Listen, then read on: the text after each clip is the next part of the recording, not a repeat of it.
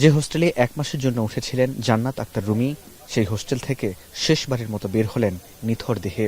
বৃহস্পতিবার জিগাতলা পুরাতন কাঁচাবাজার রোড এলাকায় অবস্থিত জান্নাত ছাত্রী হোস্টেলের ৫ম তলা থেকে নামানো হয় রুমিকে। রুমির মরদেহ উদ্ধার করে ময়নাতদন্তের জন্য ঢাকা মেডিকেল কলেজ হাসপাতালের মর্গে পাঠানো হয়।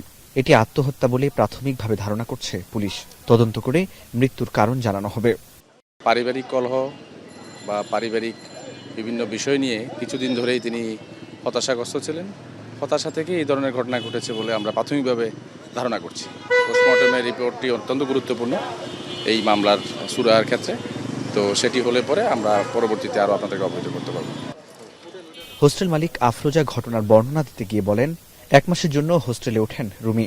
মালিকের ভাষ্যমতে রুমির জীবনযাপন ছিল স্বাভাবিক। রাত 2টা নাগাদ রুমির রুমের দরজা ভেঙে দেখা যায় তার ঝুলন্ত মরদেহ। একটা ছিট খালি ছিল, সেখানে আমি থাকতে দিছি।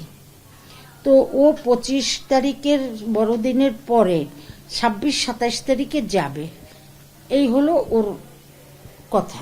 জান্নাত আপনি দরজা খোলেন না কেন? তখন খোলেন না, তখন একটু জোরে ধাক্কা দিছে।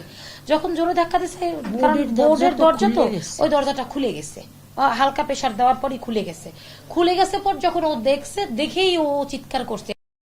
জানা যায় জান্নাত আক্তার রুমি এনসিপির রাজনীতির সাথে জড়িত। তিনি ধানমন্ডি থানার যুগ্ম সমন্বয়কারী। সামাজিক মাধ্যম সহ এনসিপির অনেক নেতার দাবি, তাকে নিয়মিত সাইবার বুলিং করা হতো, দেয়া হতো হত্যার হুমকি।